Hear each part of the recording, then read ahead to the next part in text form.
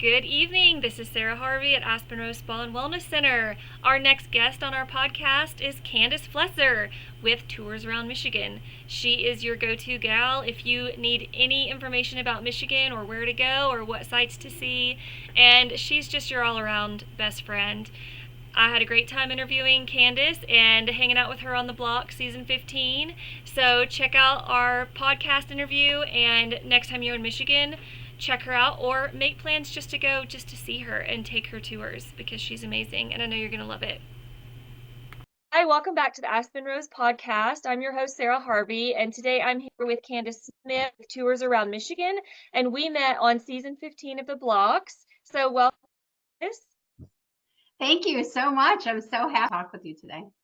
Yeah, and I wanted you to share your story on things that you've overcome as a person, but also as an entrepreneur, with how your difficulties and hardships have molded you and kind of helped create the vision that you have for your life and your career as an entrepreneur, and things that you've overcome that have made you stronger, that you feel would help other people that are listening. So I think we've all had things, right, in life that, one phrase that's gotten me through for decades is that, life is 10% what happens to you and 90% how you respond to it. And so with that, I really had to dig down deep in a lot of situations. I want to say the first time I used that was that I really dug into that was in college when I was sexually assaulted. And, I had to deal with that at a time where there was still, there still is today, a lot of blame on the target and things like that. But I really focused on getting myself through it in the sense that I never wanted to have things that had traumatized me or affected my life trigger me later or come back later. Exactly. So, So yeah, it's so important to address as it happens, is what you're saying? I think the sooner the better, right? Because Yeah. there's a lot of emotions, there's a lot of self criticism. I Yeah. think you automatically have many situations, whether it's this situation or others, you're sort of like, what did I do, or what could I do differently? And so I really dove into counseling and things like that to help work through the different emotions and thoughts I was having. In my case, in this situation, it was a professional like mentor. So Oh, there wow. were a lot of, and he was also somewhat a famous person. So this was, there were a lot of different angles to this in Yeah. trying to, sort it through in my head. Because obviously he was very manipulative and things like that. So, Mhm. and I was very young and I was a teenager. And so, Wow. it was a lot to process through and kind of figure out where am I coming out in this. Um, and How can another, I not let this defeat me? yeah, and also not come back at me later. I Yeah. mean, this particular person ended up on national TV, and so he'd pop up all the time. And I just, Yeah. so every time, and I'd often be at work when I saw it. So, because I worked in news initially, and I'd often see it, and I'd have to like deal with it in the moment. I'd be in the middle of work, and Yeah. he'd pop, and there he was. Um, so that was really the first thing that I had to look at myself and look at what I was going through and try to find the healthiest path through it. You never quite deal with it all, right? Even if you're trying to do it in the healthiest way possible, I feel like there are always these like deep, deep parts that have impacted you in ways that you don't quite understand. Mhm. So I was never somebody to date a lot or anything like that. So then when this happened, it really threw me, Yeah. especially in the dating world. So I when I'm with my life and my career, probably the next big thing that happened to me um, that was actually bigger than what had happened before was that my husband of we had been together 15 years, we had 4 kids together, and he came out as gay. Oh, goodness. And Yeah. so when that happened, like it's all so ingrained. Like right now, my history and my life, like I still, even though I've processed a lot and I feel like I'm in a really good place, like my whole life is like hinged on that one moment, where Yeah, he, and kind of like, makes you question every detail of your memories to be like, how did I not see it? And yeah, yep, the self that's a blame. lot. Yeah, the self blame. Yeah. So everything is from the moment he told me, like everything in my life is before or after that. Like I see a photograph, from our life, and I'll be like, oh, that was when he was struggling and he hadn't told me yet, or that's before he, started realizing it, or that's after. Here's where I was emotionally when we took that picture, So it's become like the turning point in my life.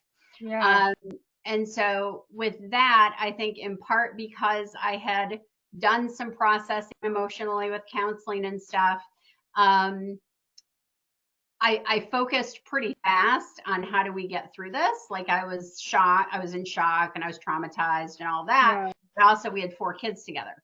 And you were married 15 years at the time? Yeah, we had just passed our 13th anniversary, so we had been, Wow. yeah, lucky 13. So Yeah. we actually literally were like, no, I'm sorry, it was 8 days before our 13th anniversary, and so I really wanted to focus on how do we get through this, and how do we not mess up the kids more in how we handle it. Uh-huh. Because my parents had had a really terrible divorce where they put the kids in the middle and stuff like that, and in places we shouldn't have been, emotionally. And so it was really important to me that, our kids never had to feel like they had to manage us.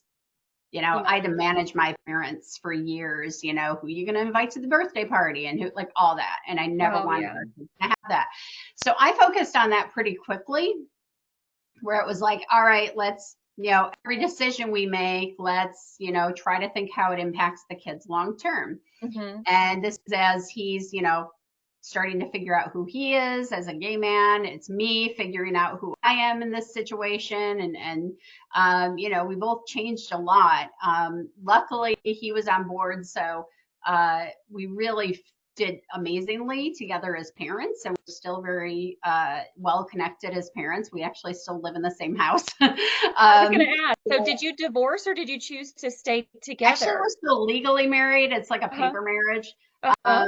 So I have health insurance, and Yeah. with 4 little kids, he didn't have to pay a lot of child support. So Uh-huh.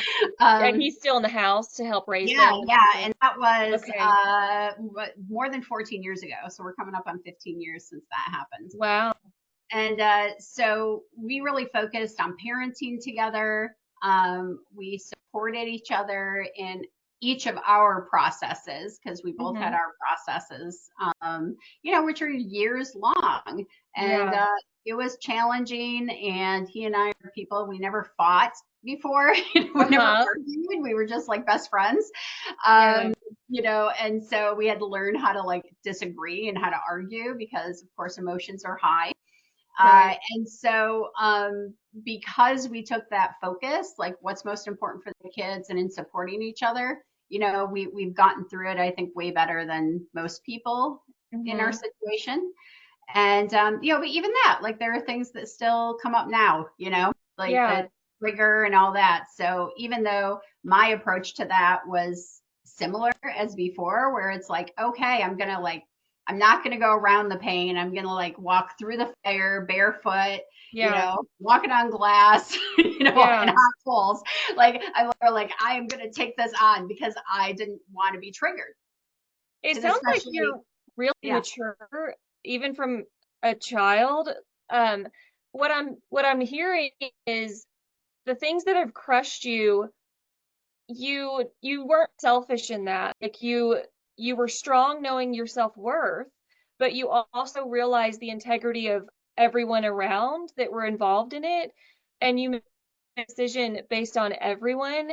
Because so many people are like, you know, they're like, I'm out, I was hurt, and they kind of it doesn't matter who they hurt as long as they don't feel it. And I feel like that's really strong of you to consider every situation and not be destructive about the pain, but to know, okay, I need to work through this, and how is this going to affect everyone involved? Because even with your situation with the person that's on TV, so many people could have just ruined him, and so I'm just to be so emotionally stable at such a young age. I've always kind of been an old soul. Uh-huh. And I have always kind of been the person that looked at things differently than my Yeah. peers. I even remember in elementary school, I had my best friend, and I had this girl who bullied me for Mm-hmm. years, really. And my best friend ended up in elementary school becoming friends with this bully of mine. Yeah. And at the time, I was just like, okay, you know what? You're friends with her, you're friends with me. Like, we don't all have to have the same friends. We can have separate friendships, and as long as we're still friends. Mm-hmm. And when I look back, the clarity in that is really Yeah. interesting, being like Yeah. 10 years old at the time. And it ended up helping me because, my friend ended up defending me to this other person, you know, Okay. Yeah. and telling her about me and stuff like that. So it actually ended up helping the situation. Yeah, and it may even be because now I'm remembering how you said that when your parents divorced, you kind of had to be the go-between, the mediator, and so that may have set you up to be kind of a mediator, a guide, if you will, which kind of leads us into your career because you grew up guiding people in the direction they needed to go and what would be the best route. And I'm seeing it come together to make sense with what you chose. Yeah, so my career, I've been in media, or I've been in public relations for a long time. My first job in media was actually in 1988, so it's been a while. Oh, wow. Yeah. And that's when I was in high school, and I was a DJ at a commercial radio station. Oh, And cool. yeah, so and I was a TV news producer, and I was a reporter for an NPR station. I did international public relations, where I would travel with foreign government officials and things like that. Wow. And so I think all of it, all my life experiences have brought me to where I am. So now I have a Mhm. tour business, and I'm really good. Like, I have really good quality tours because I think ahead a lot. Yeah. So like when I was traveling with foreign government officials, I would be with them a week, and we'd be in all over the nation, and we'd be in, I went to Mexico with them, and so we'd be all over. And I really had to learn to think ahead, Mhm. because plans could change, things could go wrong. And so it was a lot of that anticipation, where you have Yeah. to think like, okay, what if this doesn't go the way we planned? What could happen? What's our plan B? What's our plan C? And that I've really applied to now my tourism business, Huh. because I solve problems before they happen. Yeah. So then these experiences for people go much smoother, because we don't run into the issues that maybe we normally would, because I've already solved them. And Yeah. then we're ready for what else might happen. I mean, unexpected things still happen, and Mhm. but it helps us be able to adjust to it better when Yeah. that does happen. That's really impressive. Don't consider myself strong. I have to be strong, but I don't want to be strong. I don't feel like I naturally am. But I'm like really impressed with what I'm hearing because I just feel like that's so unique in a person with how selfish people can be these days.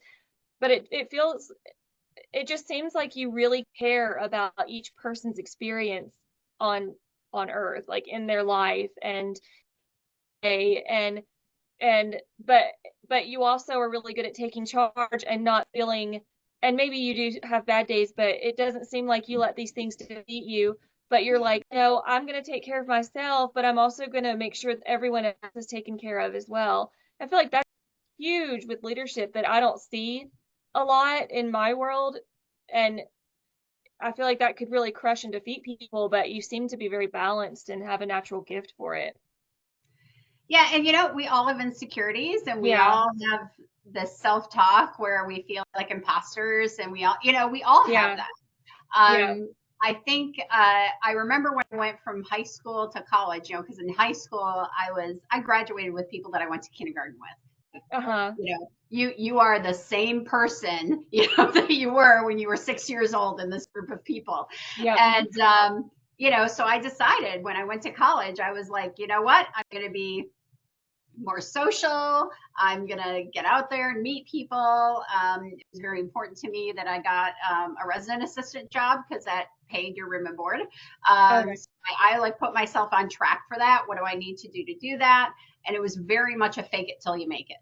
Yeah. Like if I pretend to be this really social, engaging, happy Yeah. person, and it was my personality to a point, but Mhm. a lot of self-doubt and different things that happened in my life, my parents Yeah. divorced, had really like crushed that. Yeah. And like my parents divorce started when I was 16 and ended when I was 21, so it Oh, was wow. long. Yeah. And and it was tumultuous. Mhm. And so I really did a fake it till you make it. And so I've used that. I've Yeah. used that in a lot of ways. Like you pretend that you are, you pretend that you're competent, you pretend like you know what you're doing. Yeah. And but that's also pretending to do it with also like learning and adjusting, and Yeah. that doesn't mean you're perfect. Exactly. I Yeah. think where people get into trouble is when they pretend to be perfect, like they can't do Mhm. anything wrong. And that's when people fail because something Yeah. always goes wrong. Something, Yeah. the last week for me has been a nightmare, because I had a city ordinance come after me for something. I had to change this thing I'd worked on for months. I suddenly had to completely change, like, Mhm. and absolutely, like I had to redesign it totally. And things happen. And so, I've always tried to look at the world as glass half full, Yeah. and what's good and what can I control. Certainly when my husband came out, I was like, all right, 99% of the situation, I can't control it, Yeah. but I'm going to focus on that 1%. And I literally told myself in that situation, I'm like, I'm going to focus on the least sucky option. Like Mhm. to me, all of the options are terrible. Like Right. I just want what I thought my life was. That's gone. Like I have to focus on, I have to see what all the options are and pick the one that's, the least bad. And that's what I did. Right. Yeah. So, that's the approach I take to life. And Mhm. sometimes I have to like push myself to do it Yeah. because I don't feel it. Yeah. I certainly don't feel like doing this. But I got to kind of take little steps and keep going and pretend like, all right, we're just going to keep aiming for this. Yeah. And, I think it's certainly resulted in things that are a lot better, than they would have been. Right. So, what about like in your is there anything that you've experienced, whether good or bad, that you've gotten like feedback on how you really impacted someone, or any where you almost gave up but you pushed through and made it work? Mhm. Um, well, almost gave up and made it work. I just did that this week with this big tour I had planned where we were going into private homes that were decorated for the holidays, and we even Uh-huh. had like a Frank Lloyd Wright designed house that's a private home that we're going to go into. So it was a Mhm. big deal, and I'd done probably years of networking to get to this point. And Wow. then the city came to me and said, "Oh, you can't take people into private homes," which was my Yeah. entire tour.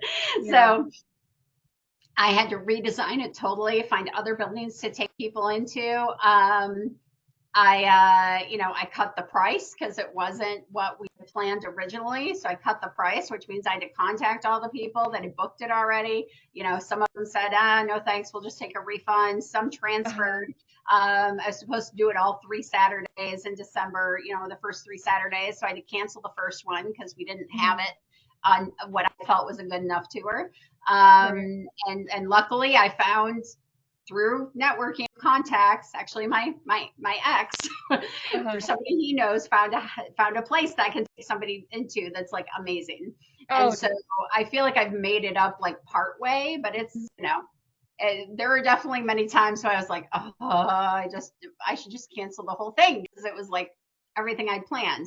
So Yeah. in doing all those changes, I defined the changes that we could make and do the best we could, because I called everybody under the sun to try to fix it, and find new places. But and after we did, I had to change the website. I had to change all my social media. I Oh, had to stop wow. ads that I'd done. And flip everything. So, and now we're making new videos and stuff like that to promote it, to Mhm. try to fill up the remaining tours I have. So I did that. Like, that was definitely a challenge. Uh-huh. Certainly when my husband came out, like, that's as low as I can go, like, I Yeah. was, I probably one of my most clear memories is, I was pretty devastated. And I remember being in my basement under a shelving unit, just sobbing, just wanting the earth to just suck me in, Yeah, yeah. and my 4 kids are like calling for me, Mhm. and they're like, Mom, where are you, Mom? And I'm just like, Yeah. I couldn't respond. And Mhm. so, from that, I ended up, you know, um, I worked with this international organization that's specifically to support people who have had spouses come out. It's called Mhm. Our Path, and Mhm. I ran a support group, locally for years. Mhm. I'm still a contact for them if they have a local person that reaches out that needs help. Mhm. I was on the board of directors for years and helped, completely redesign the organization and how it operated. So trying to take what I could and doing good with it, Yeah. trying to take the pain. If I could use my pain and my process to lessen someone else's pain and help Yeah. them get through, then that was my goal. And that's always kind of been my way of approaching things.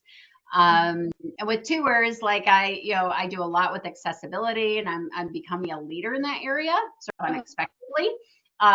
But it's because I paid attention. I was like, okay, if I have somebody in a wheelchair on my tour, which route can we take, and what are we going to run into that might be an issue? And so that's just how I think through things. And then yeah. before I knew it, like, I just won an international award for Wow. accessibility. So, it's like suddenly that's become, like, a lot of attention on me, which was not intentional. I just Right. was Yeah. doing what I thought was right. And Mhm. now it's probably going to launch a second business for me, where I'm helping teach other businesses how to be more accessible. Mhm. Yeah, and isn't that kind of how it works? Is like you find yourself in your pain, and the way out is to help other people through their pain. Because I think at that point, I heard it said that like when we're in pain, um, but we're helping people, we're basically channeling the love of God through us, and you can't be in pain when you're doing that. And Hmm. so the quickest way to heal is to help other people, because you do feel so good when you're helping other people, but you also feel like you're not alone in it.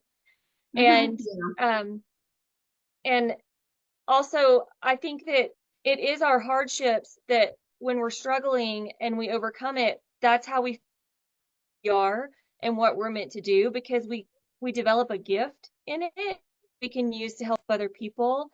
So I just feel like when people are struggling and they want to give up, if they hear stories like that, they could see that, oh, okay, well, let me start with my own pain and find people that are also hurting and I can help them.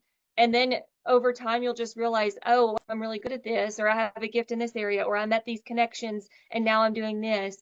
And it really just starts with getting down to healing yourself, and then Mhm. you figure out who you are from it.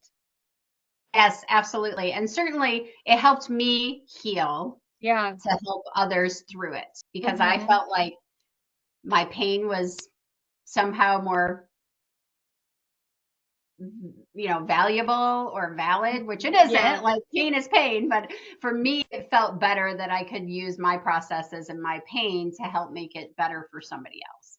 Like, Mhm. if I learned these lessons, or I learned these methods that helped Right. me, if I can pass that on to someone else and support them and help them get Mhm. through better than they would Yeah. have, then that helps heal me too. So that was also part of my own healing process. Yeah. Yeah. Yeah, that's pretty powerful. So in the future, what do you see as your 5-year goal with all these new things coming?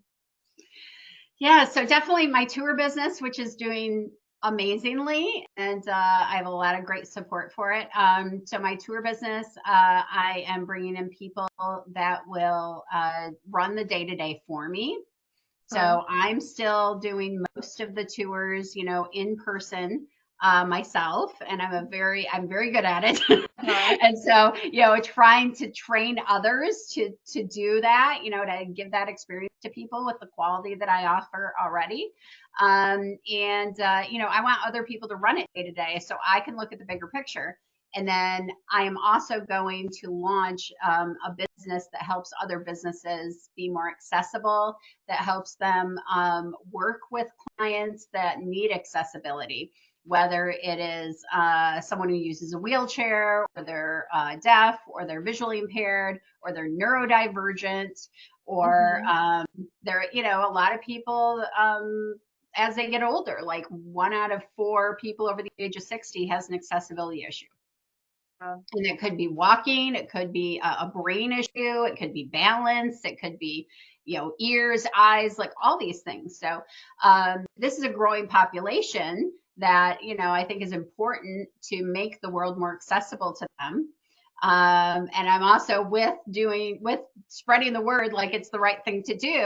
It's also Yeah. like this is a $60 billion industry. Oh, Like, wow. like, Yeah. yeah, it's the right thing to do, but also this is a lot of money left on the table Right. that Yeah. you could have. Like, and frankly, if you do great in those accessibility areas, people talk about it. They tell their Mm-hmm. friends, they're in groups that they're like, I went to this hotel, or I went to this restaurant, I took this tour, and they Yeah. were amazing, and it was so easy, and I could actually enjoy myself. Right.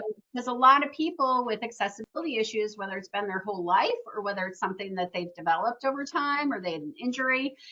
Many of them feel like they don't want to inconvenience people. They don't want to be a burden. They don't, all of these things. So my goal is to set up situations where it's flawless, where they don't feel that way, where they just are there to enjoy it. If they're on Yeah. vacation, they can actually enjoy the vacation and not worry about whether they can get into the restroom or whether they can get down to the beach or whatever. That's my goal, is to help that. So Yeah. I feel like it's something that's much needed in the world, but also, so I'm doing good, but also, I'm helping other businesses make money because they're doing the right thing. Yeah. You're still thinking about other people and how they can have the best experience. And isn't that also what they say for entrepreneurship is you find a need and create a solution? Yes, I never predicted I would be going in this direction. Yeah. And it But I can actually took see it. time. Yeah, it It took makes time sense. for people to convince me. Uh-huh. And these big accessibility organizations being like, you're amazing, what you're doing. Oh my gosh, you're so amazing. And I'm like, I'm just doing what anybody should be doing. Like Yeah. I do a social media post and I show somebody in a wheelchair and they're like, that's so amazing. And I'm like, everybody Yeah. should be doing this, but the thing Yeah. is they're not. Right. And there's a lot of common sense involved, and a lot of just simple things that can make it so much easier and a better experience for a client in many areas. And so I've taken up the mantle. I'm going to spread the word, and and help other businesses serve everyone. Yeah. So, next few minutes, we've got about 9 minutes. If someone were to come in and they were looking for fun things to do you have tours like designed around specific things where they could say, "Oh, here's this tour," or would you personalize it? How would people find you, and what would you recommend someone that's just coming for the first time? So yeah, they find me many times through my website, which is toursaroundmichigan.com. But I run public tours that people can buy a ticket on. So those are city history tours, riverfront. Um, my ghost tours are very popular, Uh-huh. and unexpectedly quite active. Oh, I do beer, wine, distillery, churches, mhm. historic homes. So those are all just public tours people can buy a ticket on. And then I do private tours, and the private tours can be a family group or a travel group together or a corporate outing or something like that. So, and I do all those topics that I do for public tours for the private, but I also do additional things like scavenger hunts and, I can do some special topics and I can take them into different places as a group versus the individual tickets. Okay. But with all of them, I'm always trying to nuance it, to the groups. So like, or even to the individuals. Excuse me. So when I have a group tour that comes in on a big motor coach, like if I know they're coming in from Chicago or Iowa or Texas, like I have these groups coming in, I will try to find, connections to the area, with Texas or with Iowa, or, I'll talk about how in our logging industry, we had a match making company that sent their matches all the way out to Iowa in the 1800s, and so, Wow. so like trying to help people find those connections so they feel more connected to the area. It feels more special to them. Yeah. And I try to do similar things with my public tours. So even if I have 25 people and they don't know each other, I'll ask some people, I'm like, oh, are there any particular topics you're interested in? Or, I like if they really like art, then even if it's a ghost tour, if we're stopped at a crosswalk, I might be like, oh, take a look at this art. Let me tell you about the art in Grand Rapids, and so, Yeah. so I try to just help them connect more. Also, no matter who I have, my goal is to always get people to want to come back. Yeah. So we'll pass a museum and I'll be like, oh, if you go in that museum, it has this really cool section for that, or that's a great restaurant to eat at. And, so I want them to feel like they know the city and also, or know the Michigan, depending on where we're going. And also just make that personal connection where they're like, oh, we got to get back there. So I do have groups that come back and back because in part, I'm setting up all these different things we could do because like next time you come back, we can go do this, and so, so it gets them to fall in love through their experience with me. Awesome. Well, I'm so glad that we got to have this talk and I got to know more about you. It really makes a lot of sense with what you do, who you are as a person. And so I feel like um, I would be thrilled to refer people to you. And just like anyone that goes on your tours is going to have a great time and be very well taken care of.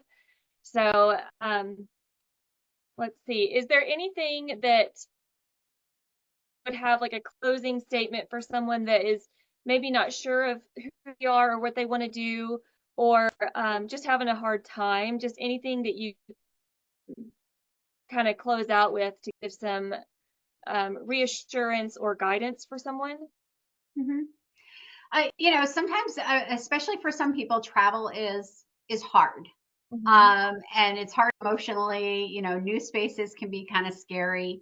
I do really suggest like reaching out to get questions answered. So I often have people call me and I kind of talk them through some options. Same thing with like a hotel. If you're like, oh, I want to make sure I have a place that has room service, or I want to make sure that their accessible restroom has this feature, like call around, get the information. The more you learn ahead of time, the fewer surprises there are. And there always are surprises, but at least you're better equipped to deal with them. And, so learn what you can ahead of time and then ask questions. And ask for what you need, ask for what you want. Even if people go on my website and they're like, oh, she doesn't offer a tour on, or she doesn't offer scavenger hunts, or she doesn't offer a tour on urban renewal, like I have done tours on those things, for private groups. And even if I just have somebody on a public tour, if they're really interested in urban renewal, I can talk about that too, as we're walking along, or I'll just, make sure I include that somehow. So, I think it's really like learn what you can, ask questions, and also be willing to kind of be flexible and go with it a little bit. I talked with a lot of people who are afraid to travel. So I've encouraged them to start, within safe zones for themselves, whether it's a place that's just a couple hours from their house, and then, get comfortable with that. And then they can, find something they know they enjoy in a place like Michigan, which is such a diverse, large state. Like we have everything here. So, find something that you're already comfortable with doing in a new place, things like that. Perfect. Okay, well, thank you. This is Candace. Her company is Tours Around Michigan, and the website is what? Toursaroundmichigan.com. Perfect. Okay, well, thank you so much, Candace. Thank you. This was wonderful. All right, we'll see you later.